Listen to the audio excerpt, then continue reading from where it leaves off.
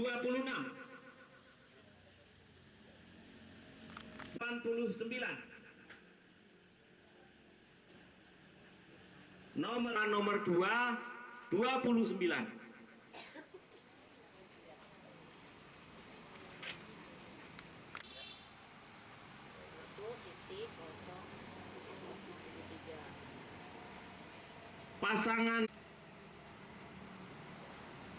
Pasangan nomor 5.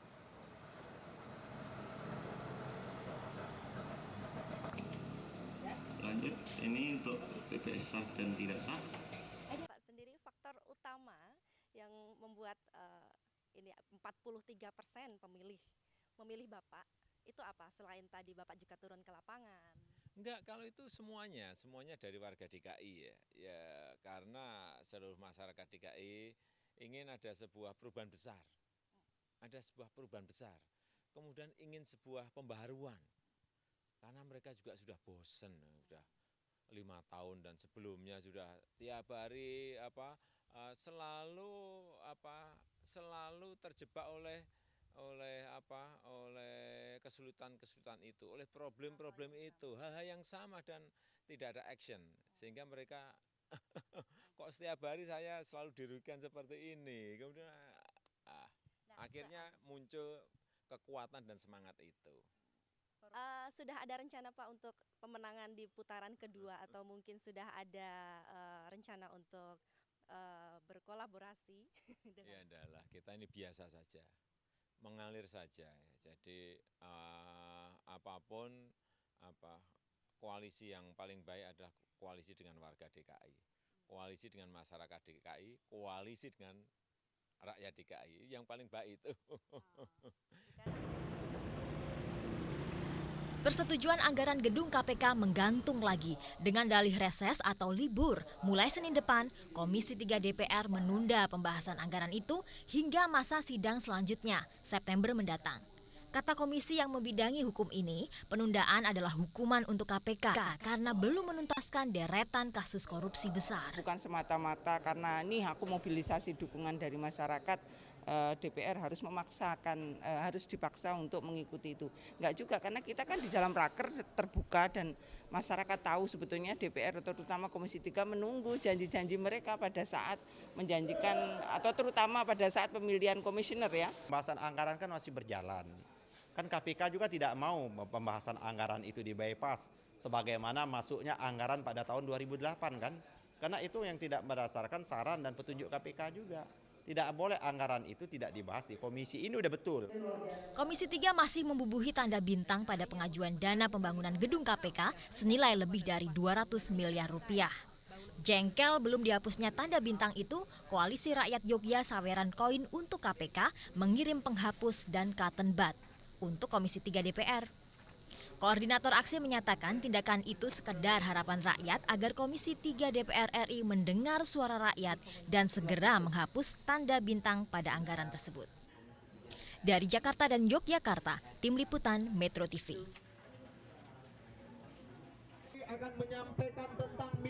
Pemilihan Gubernur DKI 2012 menentukan masa depan kepemimpinan Jakarta untuk 5 tahun ke depan. Tapi sayangnya, hal tersebut tidak seutuhnya didukung oleh warga Jakarta. Sebagian warga Jakarta memilih golput dan meninggalkan Jakarta di hari pemilihan gubernur 2012. Hasil penghitungan cepat Indobarometer dari sekitar 6.962.000 suara, persentase pemilih yang tidak menggunakan hak suara atau golongan putih mencapai 37,05%. Artinya, lebih dari 2.600.000 warga Jakarta tidak menggunakan hak pilihnya atau tidak datang ke TPS. Jumlah ini melebihi perolehan suara yang diraih calon gubernur DKI Fauzi Bowo Nahrawi yang berada di posisi kedua dalam perolehan suara 33,77%. Dari hasil penghitungan cepat diketahui, partisipasi pemilih pada pemilihan gubernur DKI Jakarta hanya 62,95%, yang terdiri dari 61,14% suara sah dan suara rusak atau tidak sah sebanyak 1,8%. Jumlah golput terbesar di berbagai usia. Jakarta Selatan menempati peringkat teratas golput. Bahkan di TPS 003 Setiabudi lebih dari 329 warga tidak memberikan hak suaranya alias golput. Angka ini melebihi jumlah warga yang memberikan suara di TPS 03 hanya 246 suara. Akibatnya jumlah golput Pilkada DKI Jakarta tahun 2012 naik sekitar 2,6%. Jika dibandingkan Pilkada DKI Jakarta tahun 2007, golput sebesar 34,59%. Calon independen yang seharusnya dapat menjadikan pilihan alternatif bagi golput, ternyata sebagian besar warga lebih memilih golput. Sebagian warga Jakarta lebih memilih untuk berlibur keluar kota seperti Bandung dan Puncak daripada memberikan hak suara mereka untuk menentukan Gubernur DKI Jakarta mendatang. Tim Liputan Metro TV. Bu, banyak yang menyebut kemudian pasca kemarin quick count, beberapa hasil quick count diumumkan begitu. Ada selentingan-selentingan atau di publik mengatakan bahwa Jokowi ini menang karena memang figur popularitasnya yang luar biasa, populer begitu, karena cukup luar biasa ketika memimpin suatu daerah, tepatnya di Surakarta.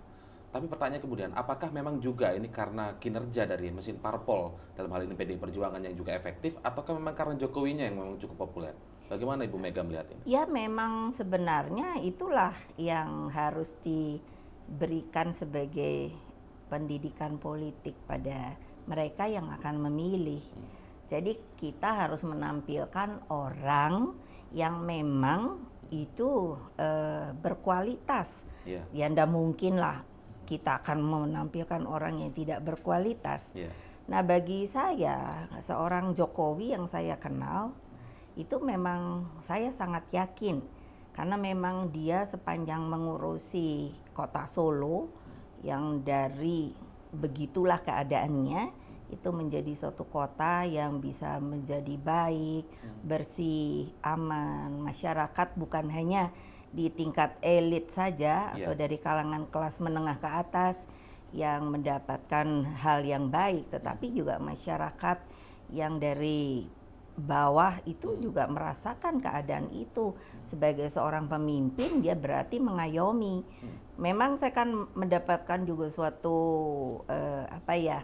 selonehan begitu. Ya tentu saja beliau bisa memimpin Solo, tapi ini kan ibu kota. DKI, Nah jadi saya juga mengatakan sebetulnya apa sih bedanya dari besar dan kecil. Rasanya kita semua juga awalnya belajar itu dari yang kecil menuju yang besar. Tidak pernah tiba-tiba menjadi besar. Itu namanya instan. Jadi saya sangat meyakini bahwa Pak Jokowi dan juga Pak Ahok itu suatu saat insya Allah kalau nanti diberi waktu untuk bisa memimpin menjadi DKI 1 dan 2, saya sangat merasa harapan itu bukan hanya tinggal harapan, tetapi memang bisa direalisir. Bukan hanya saya minta kepada seluruh pemerintah daerah supaya mencabut izin operasional pengerah tenaga outsourcing yang tidak taat Undang-Undang 13. Harus dicabut. Ya sekarang saya sudah akan keluarkan pencabutan. Jadi seluruh izin operasional dicabut perusahaan outsourcing yang tidak sesuai dengan Undang-Undang 13. Jadi yang tanggung jawab.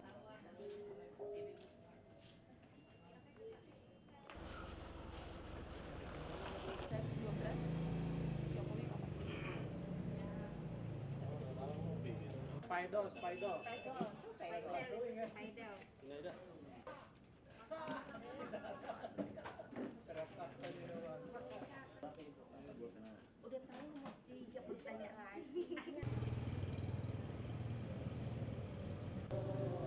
Sumpah sih. Kita kalau dapat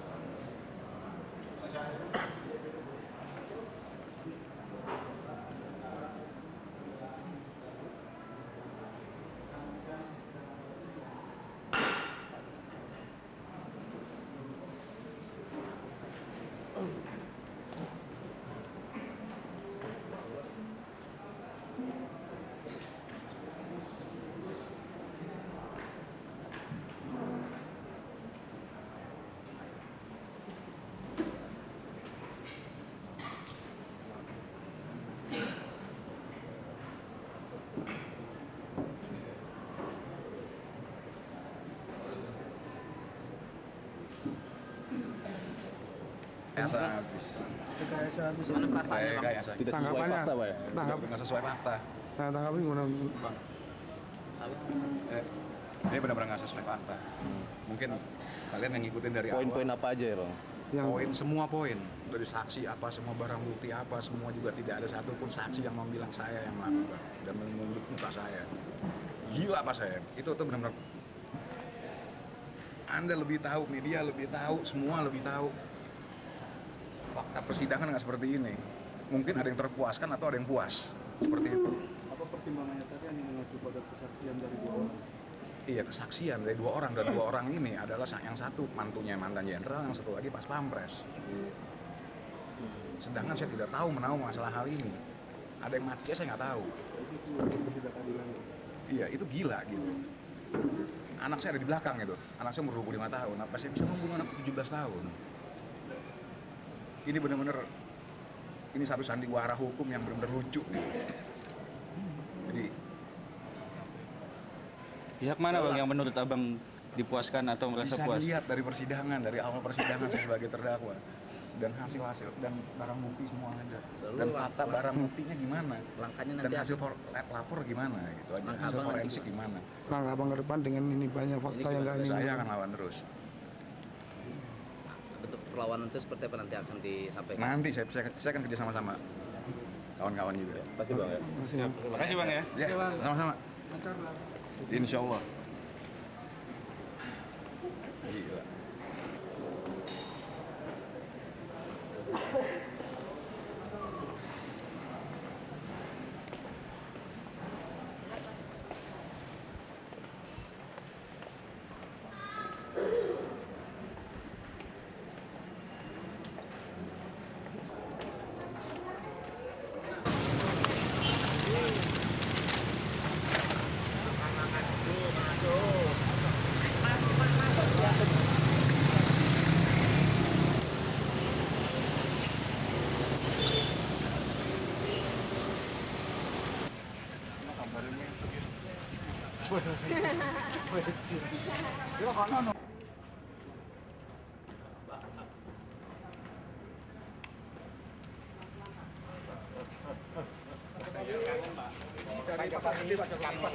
Dari SDM akan dalam tahap kedua ini sukses 100%. Kalau kami selaku warga Solo sangat bangga sekali dengan bijaksana. Jabat tangan Pak.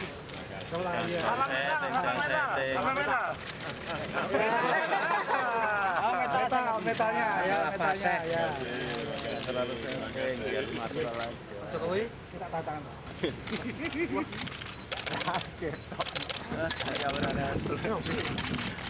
Mundur dikit Pak. Namanya